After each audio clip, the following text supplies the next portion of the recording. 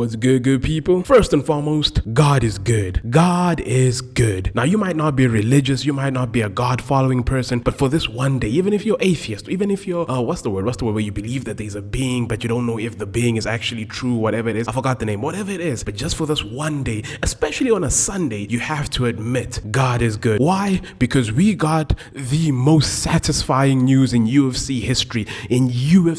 Yes, I said it. Jon Jones has relinquished the UFC heavyweight title. Jon Jones has retired. Dana White announced it in Baku. The most anticlimactic conclusion to something that has been going on since Jon Jones said he was not retiring after defeating old man Stipe, and the fans have been calling and petitioning for Jon Jones to be stripped. Defend or strip. That is what fans have been asking for. But Dana White announced that Tom Aspinall is the official undisputed heavyweight champion, and I hope his win over Curtis Blades counts as a defense. When we look at the history, the records, that win against Curtis Blades should count on Tom Aspinall's resume as a defense. Firstly, I don't hate Jones. I appreciate Jones. Jones gave us a lot of memorable moments, you know, the DC rivalry, the standing choke and leaving his opponent on the floor, so many good memories. The only issue is that in his latter years, Jones has been a bit of an ass. He relinquished the light heavyweight champion when he felt that the competition was slowly catching up to him. Dominic Reyes proved that the gap between Jones and the contenders was shrinking. The man was concussed during that post-fight interview, and he relinquished his title saying he would move up and he would fight Francis Ngannou if the UFC gave him FU money. At the time, Dana was unwilling to give him FU money. Dana was like, listen, but if you want to fight Francis, go fight Francis. But I know Jones, he does not want to fight Francis. He does not want smoke with Francis, especially after what Francis did to Stipe in his rematch for the title. Dana was like, I don't think Jones really wants any problems with Francis. And to be fair, Jones didn't want any problems with Francis because Dominic Reyes showed that Jones was vulnerable. But as soon as Francis steps away, Jones re-emerges, fights Cyril Gane, who, let's be honest, Francis exposed had weaknesses. He could not wrestle for shit. Hence, Jones knew that fight would be favorable for him, because if someone who has zero wrestling background like Francis Ngannou could take down and just be a blanket on Cyril Gane, what would someone with experience in wrestling like Jones do? And then he asked for a fight against Stipe Miocic years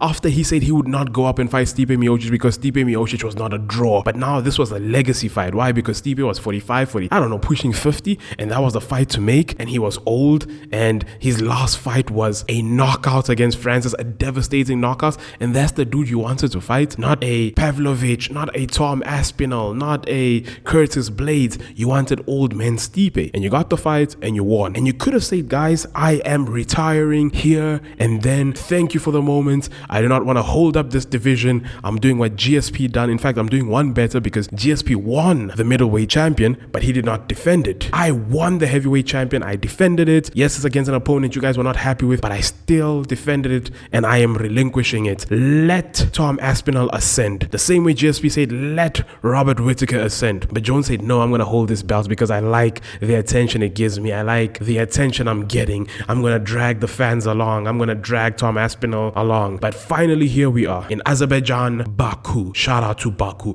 Baku will be forever remembered as the land where prayers are answered. Jones was announced to retire, and then he posted a extremely heartfelt message on Twitter saying that he's appreciative of the fans, his legacy, what he's achieved. This is all good, but imagine how much better it would have been for him had he done it after the Stipe match. He would not have gotten all this criticism. He would not have gotten all this backlash. We would have seen him in a better light. Yes, we would have said he ran away from Tom Aspinall, but at least he had relinquished the belt and let the division move along. But that's besides the point. Tom Aspinall's the champion. Who's next for Tom Aspinall? I think at this point you have to make Cyril Gane versus Tom Aspinall, because Tom Aspinall has literally cleared out the division. Unless they're looking to do a Curtis Blade trilogy or a Volkov rematch, maybe something along those lines, but the heavyweight division is absolutely bland. If Tom Aspinall gets through Cyril Gane, at this point, Tom Aspinall is looking to become what Demetrius Johnson was for the flyweight division, where the champion is the most popular and interesting thing of that division. Because unlike the welterweight division that has so many moving parts, so many interesting figures, and the lightweight division that still has a lot of its top names, a lot of its OGs, the heavyweight division is absolutely dry. Absolutely dry. So it's in a situation where Tom Aspinall will be the marquee marketing aspect of that division until it's built up, until more names come in. But as it stands, that's what's happening. Tom Aspinall gets through Cyril Gane, has a bunch of rematches. Maybe we see a Pavlovich sequel, we see a Volkov sequel, we see a Curtis Blades trilogy, we see, I don't know, maybe Almeida does something and he now becomes a contender, or maybe the UFC just gives it to him the same way that Khalil was given to Alex Pereira because they felt the division had nothing to offer for the champion. Maybe that's what we see. But either way, it is good to be a UFC fan today. I know Dana White is upset. I know the UFC brass is upset. They can't use John Jones as a marketing ploy to get a new TV deal and all that stuff. But thank goodness. Let's get Tom Aspinall in there. Let's watch Tom Aspinall ascend. Oh, I just pray and I hope that Tom Aspinall doesn't go and lose in his second or third match. That would be absolutely horrible because you know Jones will come out and he'll tweet for days and be like, you know what, maybe I'll give Tom Aspinall a fight. Or